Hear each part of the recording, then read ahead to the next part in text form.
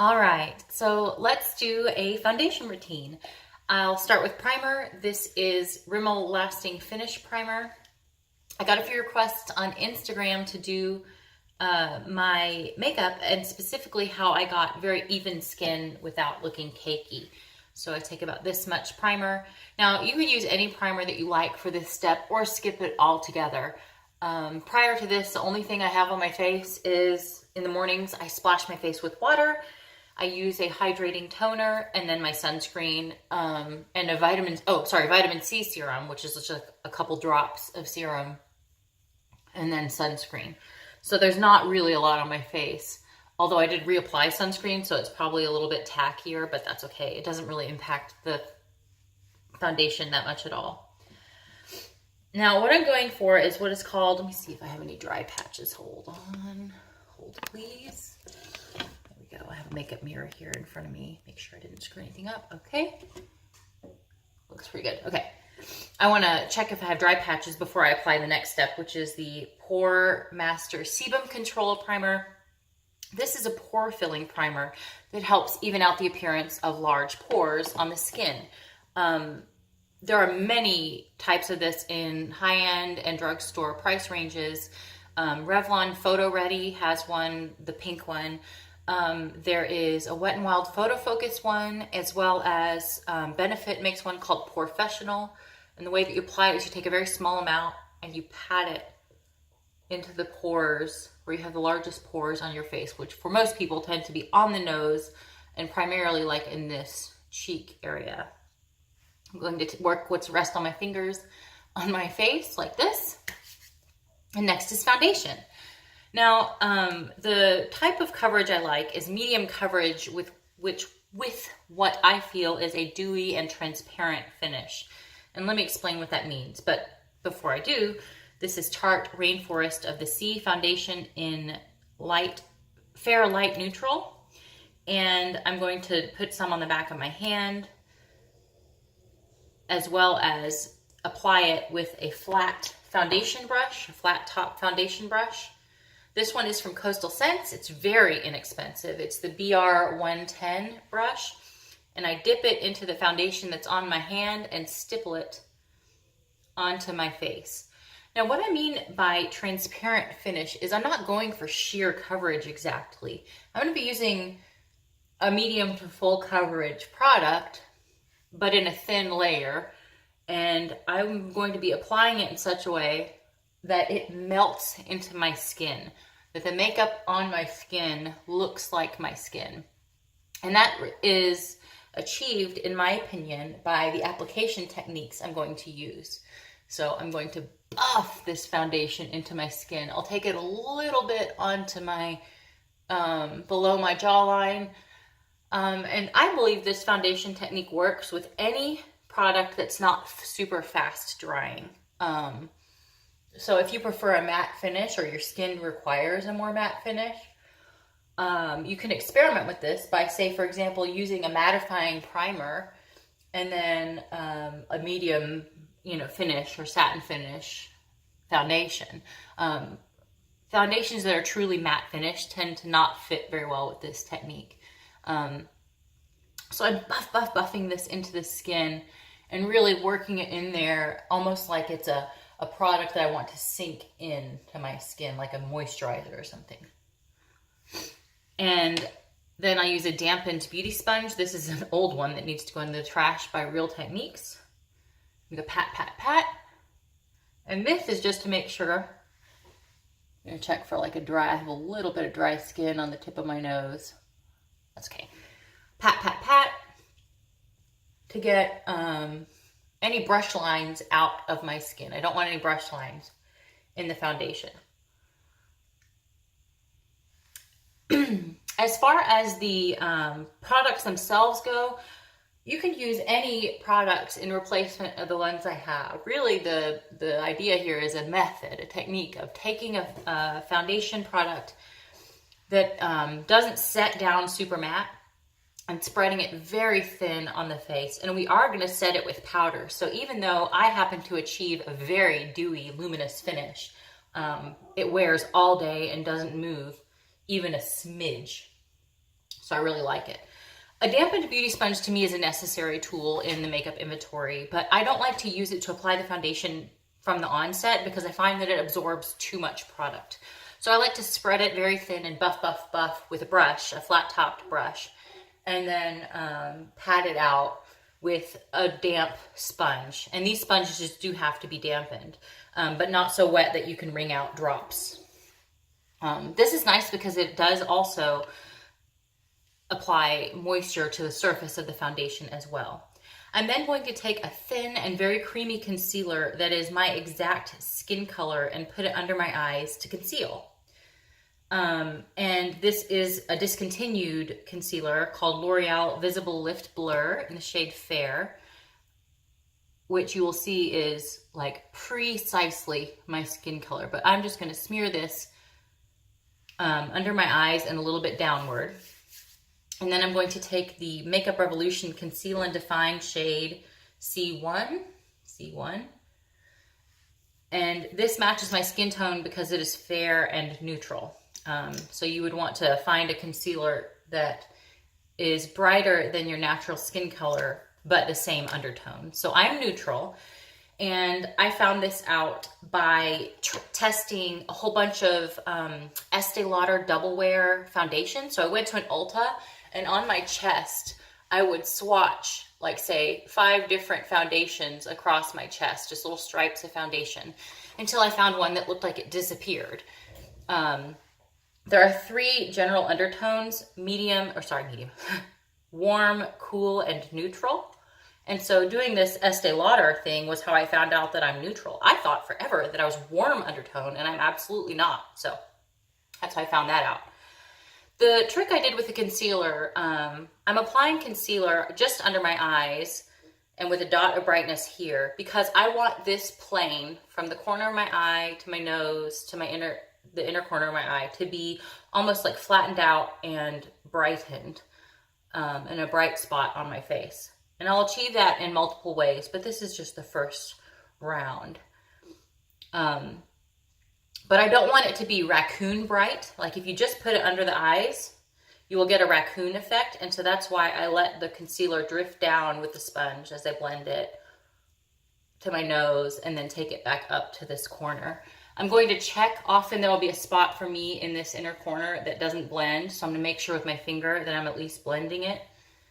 And in my case, I am letting the concealer drift up into my eye socket, which is okay. But if I had, sometimes I do my eye makeup first. And so if I had that going on, I'd be super careful not to let it go up into the socket of my eye. But right now I am intentionally brightening this part of my eye, which tends to get dark. So I'm letting the product drift up there. And so I'm patting very gently, letting the product come down, taking it out to the corner of the eye and back in, making sure I have no missed spots. Getting down to the crease of my nose. And now it's time to set. So I will use a small brush. This is a Real Techniques setting brush, a very inexpensive brush that I got at like Walmart or Target or something.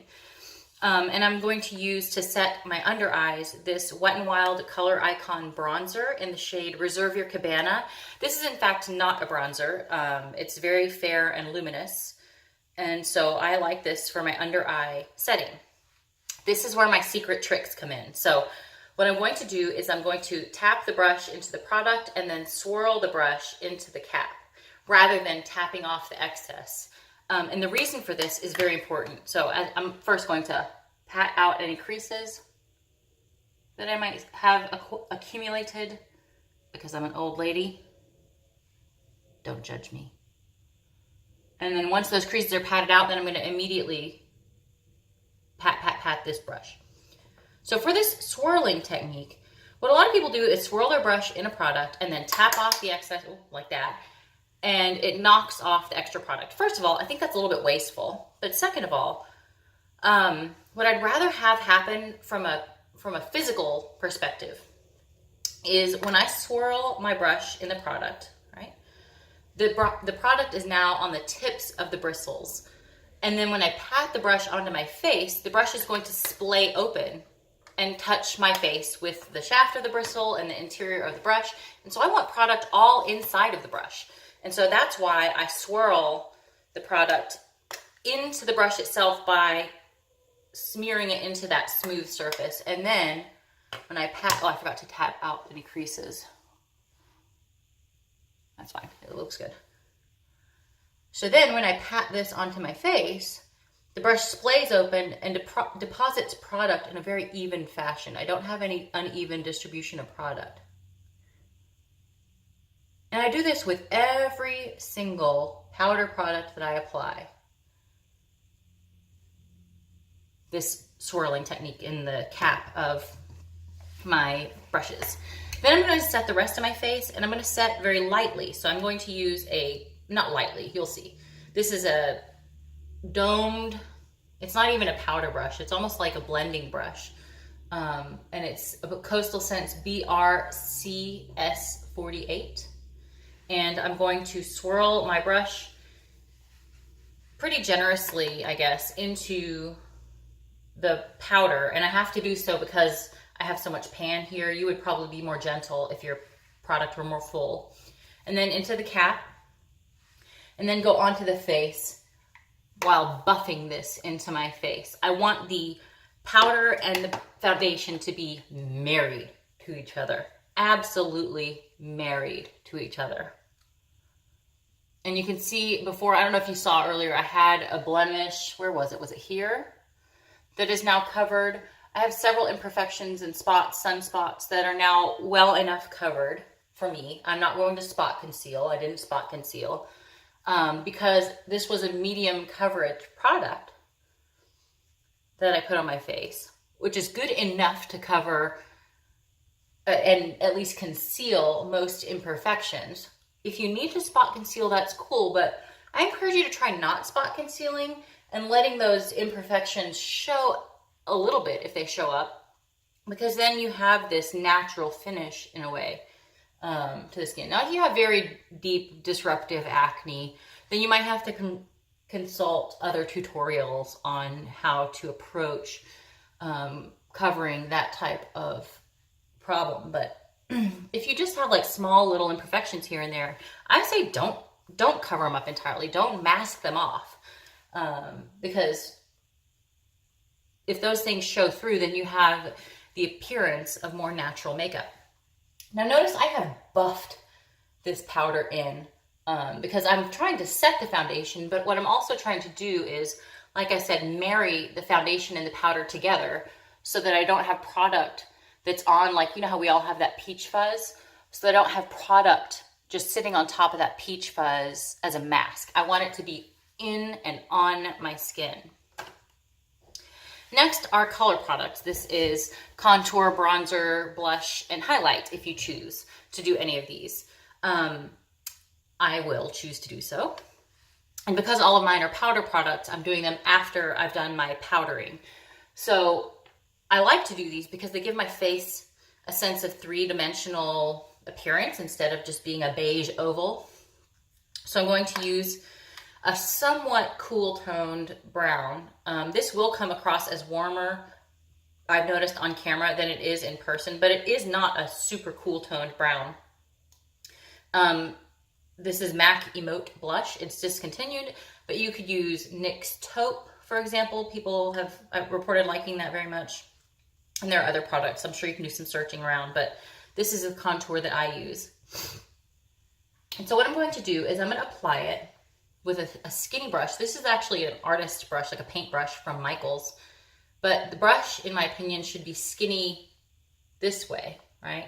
And so what I did was I swirled it in the product and then swirled it into the cap. And I'm aiming for, I'm going to draw a line from the top of my ear to the corner of my mouth. And that's the line I want to follow. But I'm not going to go in any farther than the corner of my eye, the outside of my eye. And the reason for that is, if I were to sketch this in any farther than that, it would start to connect with my nasolabial fold that I have here. And it would create that marionette sagging cheek jowl appearance, which is, let's say, not my aesthetic. Do that again on this side. sketch in that line. And for now, this is a brown stripe, an unnatural looking brown stripe. And I'm okay with that. I will fix it. Also, perhaps it's obvious, but I have a very crooked nose. My nose makes an appearance almost like this because it's been broken many times. And so it indents here and then kind of comes out. So I'm attempt to even this very slightly with contour, but you could skip this altogether. And so I'm going to attempt to make a shade, a shadow right here to help hide that asymmetry. I'm not trying to work surgical miracles here. And then do this, put the remainder of the product on this side just so that there's a little bit of evenness in color. And then also because my nose dips down, I'm gonna put some right here, but not too aggressively. I'll blend it out here in a sec. The nose contour is super duper optional. Skip if you don't want to. Now that I have the brown stripe on my face, I'm gonna blend out. This is a flat buffing brush from Sonia Kashuk, which you can get at Target. But I want this contour to remain high on my cheek and not drift down to muddy up the appearance of my jaw. So I want to keep this high when I'm blending it out and then bring it in however far it wants to go. Again, I don't want it to go in this area, so I really do want it to stop about right here. And as far as my asymmetrical face goes, I kind of love it. I know that it's probably not aesthetically as pleasing as having a super symmetrical face, but I kind of love having an asymmetrical face. My eyes are asymmetrical, my jaw is asymmetrical, my nose. I do not have a perfectly symmetrical face. I'm not trying to create one. I just like to apply makeup in a way that I find flattering to my eye. And so I'm going to blend that contour that I placed down so that I don't have an overly weird looking nose. Okay. I feel like I was saying something a second ago and lost my train of thought. Relatable. Okay. Next is bronzer. And in my opinion, bronzer is the secret weapon for making contour look natural. And so I happen to be using Bare Minerals Warmth. It's a loose bronzer, but you could use any bronzer you want. It doesn't have to be a loose one. And when I dip it into the product, you'll see there is, in this, I'm gonna be real careful about it because this is a pretty strong product. There is a crap ton of product on the bristles, the very tips of the brush. So I'm going to make sure again to work it into the cap so that there's nothing coming off, and now it's like very nicely distributed inside the bristles of the brush. It's in there. You'll see. It's going to bronze my face, but it's not super obvious. So the placement of bronzer is going to be a little bit off center from my nose, so like about right here, from that my hairline down to above the contour. So here you see the contour. So I'm attempting to come hairline and down above that contour, and hairline down above the contour. And this bronzer happens to be a very ruddy orangey bronzer, but it does work nicely with my skin tone, so I'm not complaining about it being too orange. And so now how the above the contour, and what I hope to have achieved is I have the contour that is no longer a brown stripe as much it is an apparent shadow from my bronzed cheek. If this color were to be an actual blush, the eye knows that blush is makeup, right? And so if it's actual like a rosy pink blush, then it's not tricked into thinking this is a shadow. It's pink and then brown. And so bronzer is really the trick, the secret weapon to making contour look somewhat more natural. Now notice that by applying this bronzer, I have created a very bright center face. And this is intentional, right? It's okay with me that this part of my forehead is a little brighter because it draws attention to the eyes, right? And then this part that I concealed is also rather bright. And so I'm hoping to make the appearance, because if I tip my head down, you can see I do have under eye bags. but I'm trying to trick the eye into thinking that the appearance of my under eye is a flat plane right here that is surrounded by a deeper color. With blush, I'm using a MAC blush called Joyous and a blush brush. Dip it into the blush. If you have a soft blush, this is not a soft blush. If you have a soft blush, be way less aggressive here, but still do the technique where you, and look at all my caps are dirty from this trick that I do. And place the blush on your face where you want it. And in my case, where I want it to overlap where the bronzer stops. So you can see the bronzer comes about right here and stops. And I want it to overlap this border and come in a little bit farther, but not so low that it creates that marionette line again. So like that. If you blush too strongly, you can correct it by buffing it out with your powder brush. But often you can blush stronger than you think and get away with it. So I'm gonna leave it at that. And you can see I have powdered the shit out of my face, but my skin is still very luminous, and that is a desirable thing for me. Second to last is highlight. So I'm going to use ColourPop's Flexitarian. This is a cream highlight, but you could use a powder highlight. And so I will swirl my finger into the cream, collect the product on a finger, and tap it onto the high point of my cheek. And this is not a natural highlighter. I'm not intending for this to be a natural highlight. If you wanted one, there's a really good one from Essence. It's called Essence Pure Nude in the shade Be My Highlight. And it's super good. And they have a couple deeper ones if you have a deeper skin tone. But I'm gonna be making a different video about deeper skin and inclusivity in the market of beauty products, because we have some talking to do about that. But anyway, again, other cheek, I'm gonna take my ring finger, streak it onto my face, and use a clean finger to dab out the edges. Because I don't mind if my highlight is super strong. It's a desirable outcome for me. Last is setting spray. This is Too Faced Hangover RX Hangover Setting Spray. Any setting spray with glycerin in it, and I'm pretty generous with it, as you can see. But I prefer my setting spray to have glycerin in it. Where's my little flap thing? Fan your skin off to dry. I can't find my little, I have this little thing over here. I'll just use a palette. And fan off your skin until it's dry. The setting spray is nice because it moistens the powder that's on the surface of your skin and helps it further meld into the foundation. If you feel like you're too shiny after this, you can use a mattifying powder, but I am going for shiny, nearly dewy, or not nearly dewy. I'm going for dewy and nearly shiny as my final outcome. And I'll post a picture on Instagram of whatever look I finish. I might put on some eyeshadow look. I haven't decided yet. And if you want to do your brows, sketch in your brows at this point. For some people, this is about as far as they take it. They might put on mascara and a lip gloss and be done, and that's totally rad. But the idea here is that I'll get real close. Oh, and by the way, the lighting in here, there is no lighting. I'm only lit in this room by daylight. I have a makeup mirror in front of me, but it does not have a light on it. So, and it's not even that bright outside. It's kind of overcast because I wanted you to see like the real color in natural lighting. So there's my skin up close. Oops, sorry, let me go up close.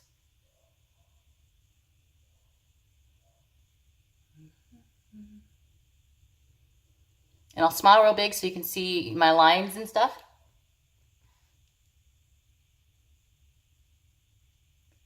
And my under eyes. I don't know, what's a good way to wrinkle up my under eyes? Yeah, making faces at you. Just so you can see that I'm trying not to have any creasing. There might be a little bit of creasing in the under eye that you can pat out, but I don't experience much in the way of creasing, even with as dewy as this finish is. So I hope this was helpful. Maybe you can achieve some glassy skin too. And if you don't want to go this glassy, this transparent, or this dewy, skip the setting spray and I bet you'd be in a good spot. All right, take care, you guys.